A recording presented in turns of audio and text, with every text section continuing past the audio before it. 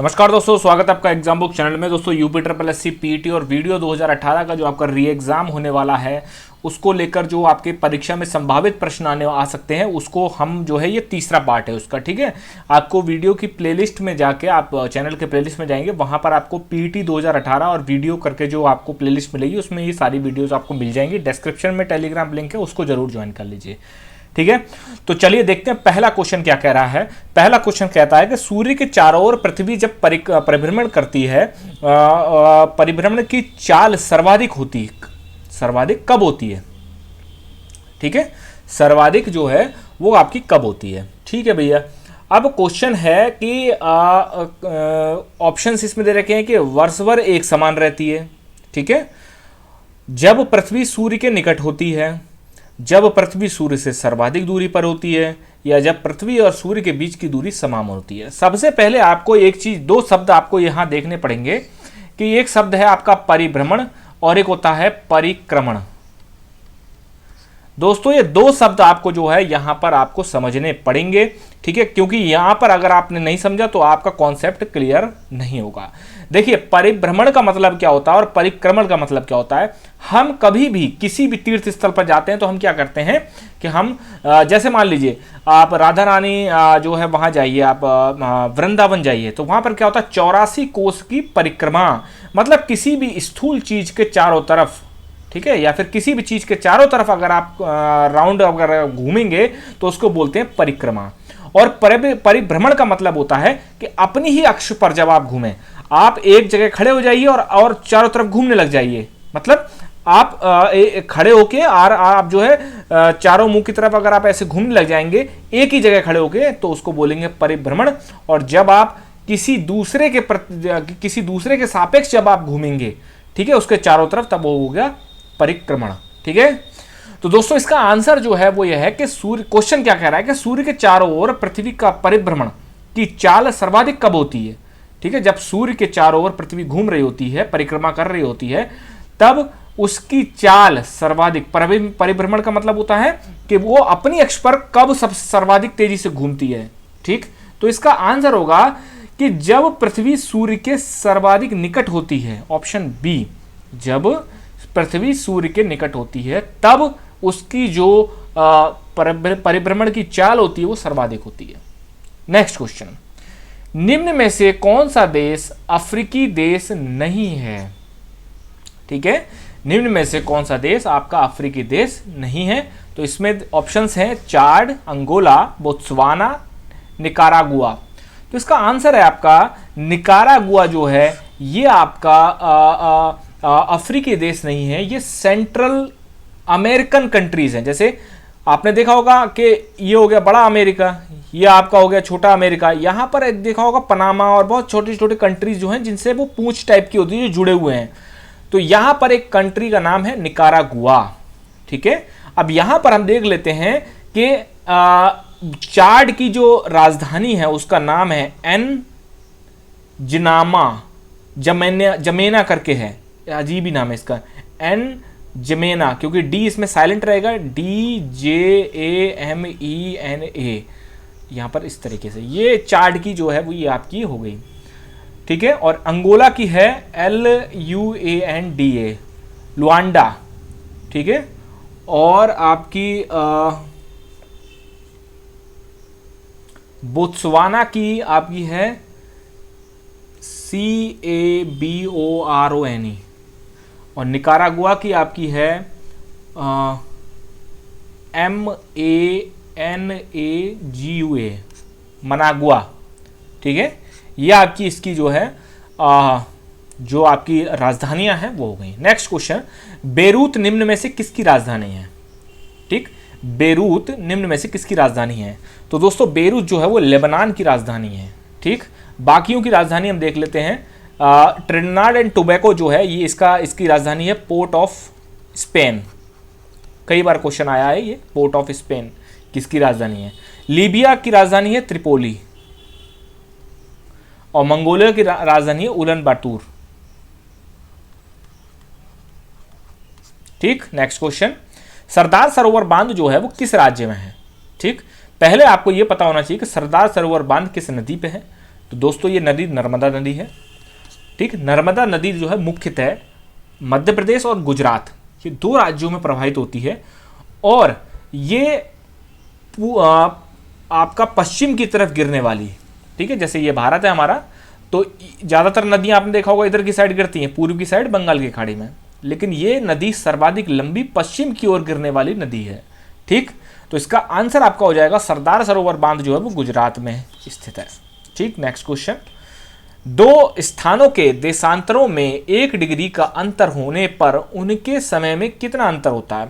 सबसे पहले यहां पर आप कॉन्सेप्ट ये समझ लीजिए कि देशांतर और अक्षांश होता क्या है, ये भी तो पता होना चाहिए ना कि देशांतर और अक्षांश क्या होता है।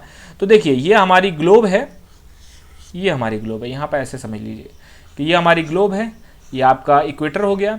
ठीक है, तो देशांतर का मतलब होता है आपका इस तरीके की ये जो लंबी लंबी लाइनें होती हैं ये, और अक्षांश का मतलब होता है ये।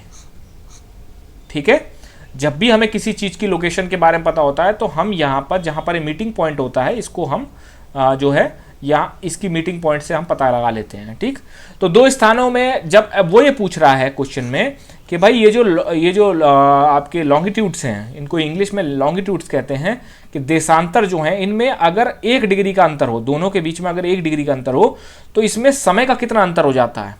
ठीक, जैसे अगर ये बोला जाए कि वो स्थान, जैसे मान लीजिए फलाना ए स्थान बी से 1 डिग्री का अंतर पे आ रहा है, 1 डिग्री देशांतर के अंतर पे, तो दोनों में कितने मिनट का डिफरेंस होगा या कोई डिफरेंस ही नहीं होगा। तो दोस्तों इसमें ना 1 डिग्री देशांतर, ये क्वेश्चन कई बार रिपीट हुआ है कि 1 डिग्री आपका देशांतर बराबर होता है 4 मिनट। ठीक है, 1 डिग्री देशांतर बराबर होते हैं आपके 4 मिनट, तो हम ऑप्शन आ जाएगा आपका 4 मिनट। ठीक है भाई, निम्न में से अक्षांश के बारे में मैंने अभी आपको बताया, अक्षांश क्या होते हैं, जो ग्लोब पर आपकी लेटी हुई लाइनें होती हैं। ठीक, इस तरीके से ग्लोब है, ये जो लेटी हुई लाइनें हैं यह आपकी अक्षांश कहलाती हैं। के बारे में क्या सही है, निम्न में से क्या सही होगा? तो आपके ऑप्शंस हैं, सभी अक्षांशों के मध्य दूरी समान होती है, जैसे आपकी ये 1 अक्षांश, 2 अक्षांश, 3 अक्षांश, इनके बीच की दूरी ये समान होती है क्या? दूसरा है, सभी अक्षांशों के मध्य दूरी समान नहीं होती है क्या? दूरी समान नहीं होती। सभी अक्षांशों की लंबाई बराबर होती है। सब अक्षांशों और देशांतर कभी एक दूसरे को नहीं काटते। तो देखिए मैंने आपको पिछले वाली स्लाइड में मैंने आपको बताया था कि हम किसी स्थान के बारे में कब पता करते हैं, जैसे होता नहीं लॉन्गिट्यूड और लैटिट्यूड का लोकेशन देते हैं तो जीपीएस ऐसी कनेक्ट करता है। तो सीधी सी बात है, ऑप्शन 4 तो आपका गलत है। ठीक है, कि अक्षांश और देशांतर जो है एक दूसरे को काटते हैं, तभी हमें किसी जगह की लोकेशन परफेक्ट पता चलती है। सभी अक्षांशों की लंबाई बराबर होती है? नहीं, सभी अक्षांशों की लंबाई बराबर नहीं होती है, क्योंकि ग्लोब इस तरीके से है तो इक्वेटर सबसे बड़ा अक्षांश होता है। ठीक है, भूमध्य रेखा सबसे बड़ी अक्षांश होती है, और उसके ऊपर जैसे जैसे हम बढ़ते जाएंगे तो इनकी जो लंबाइयां हैं वो घटती चली जाती हैं, लेकिन देशांतर की लंबाई हमेशा बराबर रहती हैं। और देशांतर ये वाला ये जो पोर्शन है ये, इनकी लंबाइयां जो हैं वो हमेशा बराबर रहती हैं, इनमें कोई अंतर नहीं होता। लेकिन अक्षांश की लंबाई कभी बराबर नहीं होती है, हर अक्षांश की लंबाई में कुछ न कुछ अंतर रहता है, लेकिन हर देशांतर की लंबाई बराबर होती है। तो ये भी गलत हो जाएगा, सभी अक्षांशों की लंबाई बराबर नहीं होती हैं। सभी अक्षांश के मध्य की दूरी समान नहीं होती। ठीक है, ये भी आपका गलत है। क्यों? क्योंकि सभी अक्षांशों के बीच की दूरी जो है वो समान होती है, चाहे आप पोल के ऊपर से जा रहा हो अक्षांश है और उसके बाद भी अगर आप नेक्स्ट वाला अक्षांश लेंगे, उसके नेक्स्ट वाला अक्षांश लेंगे, सबके बीच की दूरी बराबर आपकी होती है। सभी अक्षांशों के मध्य दूरी समान होती है, लेकिन हमेशा याद रखना कि जो आपका देशांतर होता है, ठीक है, जो आपका देशांतर होता है, एक मिनट अभी अच्छे से समझा देता हूं आपको। ये जो आपका देशांतर होता है, ये इस तरीके से जो देशांतर होते हैं, तो वो हमेशा याद रखना है इस तरीके से होते हैं, एक पॉइंट पे जाके सारे देशांतर मिल जाते हैं। ऐसे दोबारा आप ये समझ लीजिए आप कि ये इस तरीके से निकलेगा, ये इस तरीके से, ये ऐसे, फिर ये ऐसे, फिर ये ऐसे, तो मतलब एक बिंदु से निकलते हैं सारे, तो इनके बीच की दूरी कभी बराबर नहीं होती हैं। इनकी लंबाइयां बराबर होंगी लेकिन इनके बीच की दूरी बराबर नहीं होगी। और अक्षांश में क्या होता है, अक्षांश में उनके बीच की दूरी बराबर होती है, लेकिन लंबाइयां कभी जो है समान नहीं होती हैं। ये इस तरीके से इनके बीच की दूरी समान होगी, लेकिन इनकी लंबाइयां जो हैं वो अलग अलग होंगी। क्यों? ग्लोब जितना पोल पे जाते रहोगे उतना सर्किल छोटा होता चला जाएगा, तो लंबाई हमेशा छोटी होगी। ठीक, चलिए भाई, अंकोर वाट मंदिर कहाँ स्थित है? अंकोर वाट मंदिर जो है ये आपका कहाँ स्थित है? ठीक, तो दोस्तों ये आपके कंबोडिया में स्थित है और इसकी जो आपकी राजधानी होगी वो क्या होगी? एक मिनट, इसकी जो राजधानी है वो होगी आपके प्नो पेन, इस तरीके PHNOMPENH ये होगी। वियतनाम की क्या होगी? वियतनाम की होती है हनोई, आंसर आपका कंबोडिया इसका। और आपकी थाईलैंड की क्या है? बैंकॉक। और आपकी इंडोनेशिया क्या है? जकार्ता। अभी जकार्ता है लेकिन अब बदल गई है, बदलने वाली है, लेकिन अभी जो है अब इसको शिफ्ट करके ब्रुनेई जो द्वीप है वहाँ पर है नुसंतारा यहाँ पर शिफ्ट करी जा रही है, लेकिन अभी के लिए जकार्ता है। ठीक है, जब वहाँ पर डेवलपमेंट हो जाएगा, पूरी शिफ्ट हो जाएगा, बिल्डिंग्स बन जाएंगी, तब जाके वहाँ शिफ्ट हो जाएगा। रीज़न क्या है जकार्ता का छोड़ने का? क्योंकि जकार्ता जो है अब धीरे धीरे बहुत ज़्यादा पॉपुलेटेड हो चुका है, बहुत पॉल्यूशन हो चुका है, प्लस धीरे धीरे जो है वो समुद्र में सबमर्ज कर रहा है। चंद्रमा पृथ्वी के चक्कर कितने समय में लगाता है? चंद्रमा जो है पृथ्वी का चक्कर कितने समय में लगाता है? भाई जैसे पृथ्वी जो है सूर्य का चक्कर लगाती है, वैसे हमारा चंद्रमा भी तो एक सैटेलाइट है ना, पृथ्वी का सैटेलाइट है, तो वो कितने दिनों में काटता है चक्कर? तो 27 दिन, मतलब 27 पूरे दिन, और जो अगला जो है 1/3। ठीक है, मतलब 1/3 का मतलब ऐसे लगा लिए 27 दिन, अगर आप 3 आप 24 को अगर आप 3 8 जो 24, तो मतलब 27 दिन 8 घंटे में चंद्रमा जो है पृथ्वी के चक्कर काटता है। चलिए अगला भाग, वेनिसिंग ओशियन। वेनिसिंग ओशियन का मतलब क्या होता है? वेनिसिंग ओशियन का मतलब होता है छिपा हुआ महासागर। छिपा हुआ महासागर किस महासागर को कहा जाता है? आर्कटिक ओशियन, अटलांटिक ओशियन, प्रशांत महासागर या हिंद महासागर? तो इसका आंसर है Arctic Ocean. Region, Arctic Ocean पूरा पूरा बर्फ से ढका हुआ है, तो वो मतलब वो पता नहीं चलता है, वो एक वेनिशिंग ओशियन है, वो छिपा हुआ महासागर है। महासागर बहुत बड़ा है पोल पे, अगर आप नॉर्थ पोल को लेंगे, ठीक है, तो आर्कटिक ओशियन जो है वो छिपा हुआ महासागर इसलिए बोला जाता है क्योंकि वो पूरी तरीके से बर्फ से ढका हुआ है। नेक्स्ट है यूर्ट। यूर्ट जो है, एक यूर्ट नाम के छोटे छोटे घर होते हैं, वो किस प्रजाति के घर होते हैं? कौन सी ऐसी ट्राइब है जिसके घर होते हैं? तो दोस्तों वो है आपकी किर्गिज। किर्गिज, ठीक है, किर्गिज जो है ये आपके इनके जो होते हैं, और किर्गिज रहते कहाँ ये? तो दोस्तों ये किर्गिस्तान में रहते हैं। ठीक है, किर्गिज कहाँ रहते हैं? ये आपके किर्गिस्तान में रहते हैं। ठीक, और आपके पिग्मीज कहाँ रहते हैं? जैसे इसका आंसर तो हो गया आपका किर्गिज, कहाँ? किर्गिस्तान। किर्गिस्तान कहाँ है? सेंट्रल एशियन कंट्रीज जो है, उज्बेकिस्तान, तुर्कमेनिस्तान, ठीक है, किर्गिस्तान, तो इस तरीके की जो 5 कंट्रीज हैं उनको सेंट्रल एशियन कंट्रीज बोला जाता है। ठीक, तो उनको जो है आपका बोला जाता है। ठीक है, अब पिग्मीज कहाँ है? पिग्मीज आपका सेंट्रल अफ्रीकन कंट्रीज जो होते हैं, जैसे कॉन्गो, जायरे, सेंट्रल अफ्रीकन कंट्रीज जो है ये आपका यहाँ पर पिग्मीज होते हैं। एस्किमो कहाँ पाया जाता है? एस्किमो आपका याद रखना, Eskimo Canada, Alaska, Greenland, Siberia, मतलब बहुत ऊपर जहाँ ठंड बहुत पड़ती है। ठीक है, मतलब नॉर्थ पोल पे ही एक तरीके से मान लीजिए कि आपका जो है वो पाया जाता है। ठीक, और आपके बुशमैन, ठीक है, अब बुशमैन कहाँ पाए जाते हैं? बुशमैन दोस्तों देखिए, बोत्सवाना हो गया, नामीबिया हो गया, साउथ अफ्रीका, अंगोला। ठीक है, मतलब बुशमैन जो है वो साउथ अफ्रीकन, जो साउथ में जो अफ्रीकन कंट्रीज हैं, ठीक है, बुशमैन जो है वो तो साउथ में अफ्रीका, ये पूरा अफ्रीका है। ठीक है, अफ्रीका में जो साउथ में जो कंट्रीज हैं वहां पर बुशमैन पाई जाती है। पिग्मीज कहाँ पाए जाते हैं? वो सेंट्रल अफ्रीकन कंट्रीज में। एस्किमो कहाँ पाए जाते हैं? वो नॉर्थ पोल की साइड में पाए जाते हैं। और किर्गिज कहाँ पाए जाते हैं? सेंट्रल एशियन कंट्रीज जैसे किर्गिस्तान, उज्बेकिस्तान, तजिकिस्तान। ठीक है, चलिए कौन सी नहर उत्तरी सागर और बाल्टिक सागर को जोड़ती है? इतनी बार क्वेश्चन रिपीट हुआ है कि आप सोच भी नहीं सकते। तो इसका नाम है कील नदी। कील नदी जो है वो नॉर्थ सी और बाल्टिक सी को जोड़ती है। ठीक है, और ये जो आपके जर्मनी में है। ठीक है, इरी जो है वो खुद में एक नहर है। ठीक, जैसे आपने देखा होगा, मैं आपको बता देता हूं कि आपका अमेरिका में 5 सबसे बड़ी नहर हैं। कौन कौन सी? SHMERY ओ, ये आपकी याद रखना है, ये कोड वर्ड याद कर लीजिए, ठीक है। रीजन ये आपकी वेस्ट टू ईस्ट है, मतलब क्वेश्चन कई बार आया है, जैसे यूपीपीसीएस में एक बार क्वेश्चन आ गया था कि निम्न जो नहरें हैं उनको वेस्ट से ईस्ट में लगाइए आप, ठीक, वेस्ट से ईस्ट में।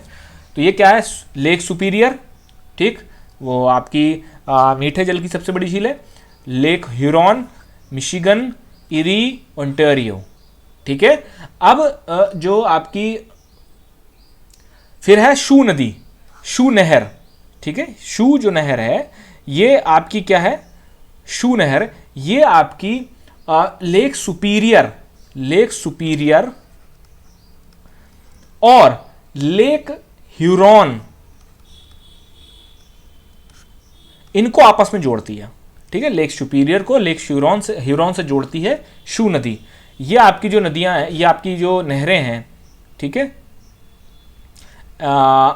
S superior, Huron, Michigan, eri, Ontario, ठीक है, ठीक है। तो ये आपकी जो है लेक्स हैं, ये एक तरीके से पांचों के पांचों जो लेक्स हैं, इनमें से 4 लेक्स हैं जो कि कनाडा और अमेरिका का बाउंड्री बनाती हैं, ठीक, बहुत इंपॉर्टेंट है। अमेरिका का लगभग आपका 40% व्यापार यहीं से होता है।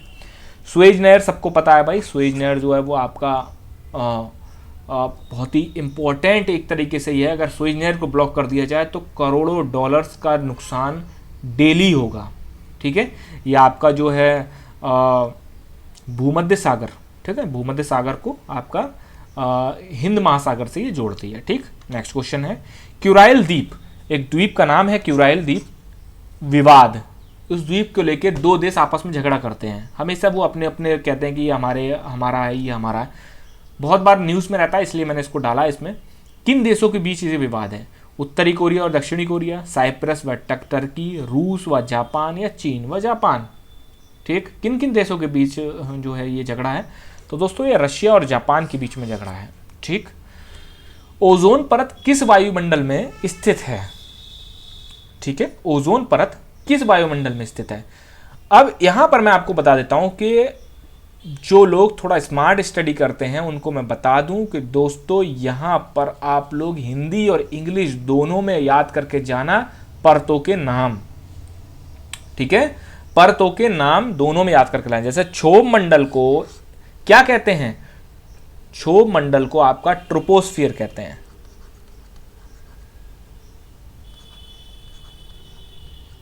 ठीक। मध्य मंडल को क्या कहते हैं, मीजोस्फीयर, आयोनोस्फीयर, हम जितनी भी टीवी रेडियो वीडियो सब देखते हैं ये सब आयोनोस्फीयर के कारण होता है, ठीक है। और ये जो है ये क्या है, समताप मंडल। तो ओजोन परत किस में होती है, ओजोन परत आपके स्ट्रेटोस्फीयर में, किसमें, समताप मंडल में होती है, ठीक है। सबसे पहले आपकी आती है क्षोभ मंडल, ठीक, उसके बाद समताप मंडल, मध्य मंडल, फिर आयन मंडल और उसके बाद बाह्य मंडल। वह कौन सी वायुमंडलीय परत है जिसमें किसी प्रकार की वायुमंडलीय हलचल नहीं होती है, जैसे तूफान आना, आंधी आना, बर्फ पड़ना, पानी पड़ना, ये किसमें नहीं होती है, ये मैंने इंग्लिश में डाल दिया है। आप ये मत सोचना कि हिंदी में आएगा, मतलब इस तरीके से बहुत क्वेश्चन आए हैं, लड़कों ने आयन मंडल क्षोभ मंडल याद करके चले गए, ये याद करके नहीं गए, क्वेश्चन गलत करके आ गए। तो आपको हिंदी और इंग्लिश दोनों में याद करके करना है। तो भाई देखिए स्ट्रेटोस्फीयर जो होता है, ठीक है, स्ट्रेटोस्फीयर उसमें समताप मंडल, समताप मतलब यहां पर तापमान समान रहता है, यहां पर किसी प्रकार की कोई भी वायुमंडलीय हलचल नहीं होती है, समताप मंडल, इसमें आपकी जो है वायुमंडलीय हलचल नहीं होती। इसीलिए जितने भी आपके कॉमर्शियल प्लेन्स हो गए या फिर जो है यात्री विमान हो गए, सब इसी में उड़ते हैं। 15वां निम्न में से कौन से वायुमंडल परत है जो सभी परतों में सबसे नीचे है, मैंने आपको बताया है अभी, कौन सी है भाई, ट्रोपोस्फियर, ठीक है। पहले नंबर पे आपकी आएगी ट्रोपोस्फियर, फिर दूसरे पे आएगी स्ट्रेटोस्फियर, फिर आएगी मीजोस्फियर, फिर आएगा आयनोस्फियर और फिर आएगा आपका एक्सोस्फियर या बाह्यमंडल। पृथ्वी की सतह से बिल्कुल नीचे वह स्थान जहां से भूकंप जन्म लेता है उसको क्या कहते हैं, तो दोस्तों उसको कहते हैं फोकस। और जैसे मान लीजिए पृथ्वी, ये आपकी पृथ्वी है, यहां पर जो है ये है फोकस, यहां से भूकंप ने जन्म लिया। अब इसके करेक्ट 90 डिग्री ऊपर इसको कहते हैं एपिसेंटर। जिस जगह पे सर्वाधिक हलचल महसूस हो, सर्वाधिक तबाही हो, वहां पर उसको एपिसेंटर बोलते हैं। और एपिसेंटर फोकस के से करेक्ट 90 डिग्री ऊपर होता है। ठीक है, अगर कोई पूछता है आपसे कि एपिसेंटर क्या होता है, तो भाई जहां से भूकंप पैदा होता है उससे करेक्ट 90 डिग्री के एंगल पर ऊपर की साइड, जो पृथ्वी की सतह पर जो ऐसा स्थान जहां सर्वाधिक जो है भूकंप के झटके पता चलते हैं या फिर सर्वाधिक तबाही होती है वो, या फिर सबसे पहले आपका जो है भूकंप के झटके महसूस होते हैं, तो वो एपिसेंटर होता है। ठीक है।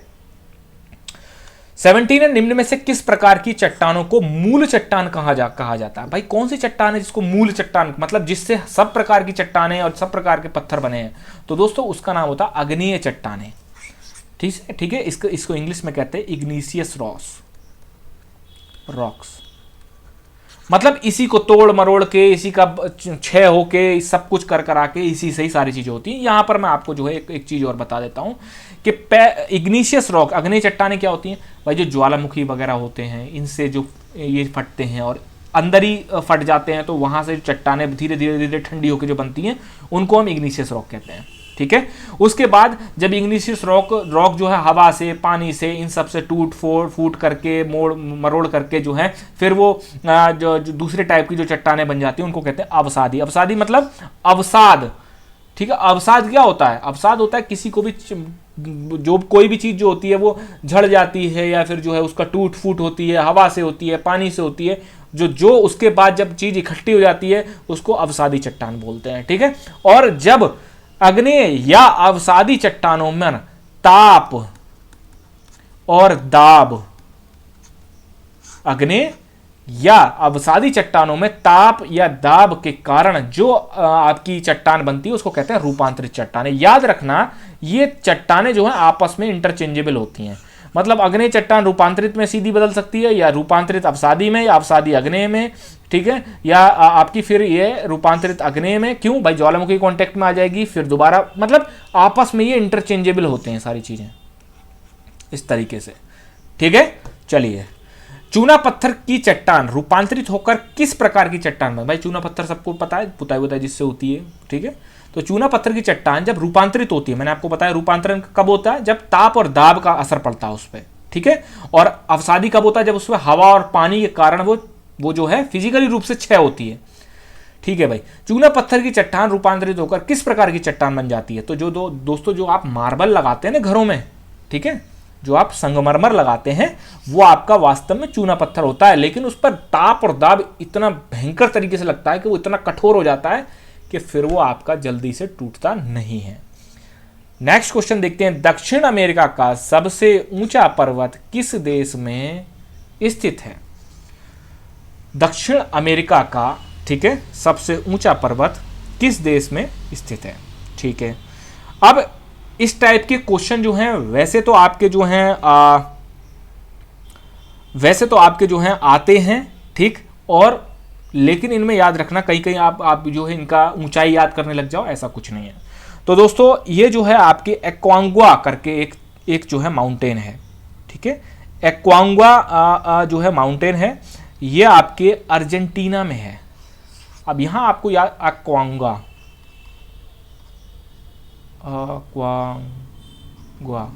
अपने आप देख लेना इसमें। अब यहां आ से अक्वांगा भी शुरू हो रहा है और आ से अर्जेंटीना भी शुरू हो रहा है, तो आप याद रखना साउथ अमेरिका का सबसे ऊंचा पर्वत अक्वांगा है, और कहां पर स्थित है? अर्जेंटीना में स्थित है ये। ठीक है। ठीक है भाई। अब एक और क्वेश्चन ले लेते हैं इसमें। अफ्रीका का सबसे ऊंचा पर्वत कहां स्थित है? अफ्रीका का, तो दोस्तों अफ्रीका का जो सबसे ऊंचा पर्वत है उसको कहते हैं माउंट किलिमंजारो।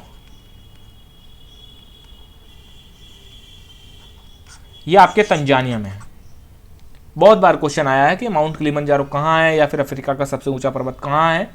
तो ये आपका जो है माउंट किलिमंजारो है, ये तंजानिया में स्थित है। दोस्तों 20 सवाल ये हैं। ठीक है। कोई डाउट हो किसी तरीके, कोई भी आपको ना समझ में आए चीज़ें, तो आप कमेंट बॉक्स में कमेंट करिए, लगातार लगे रहिए।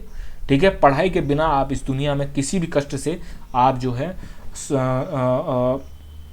निवारण नहीं होगा। अगर आपकी पढ़ाई नहीं करेंगे, नौकरी नहीं लगेगी तो भाई शादी नहीं होगी, घर में ताने मिलेंगे, दुनिया भर आपको जो है ये कहेगी कि आप ज़िंदगी में कुछ नहीं कर पाए। तो आप सोच लेना, सारी चीज़ें डिपेंड क्या करती हैं? पढ़ाई पर। धन्यवाद।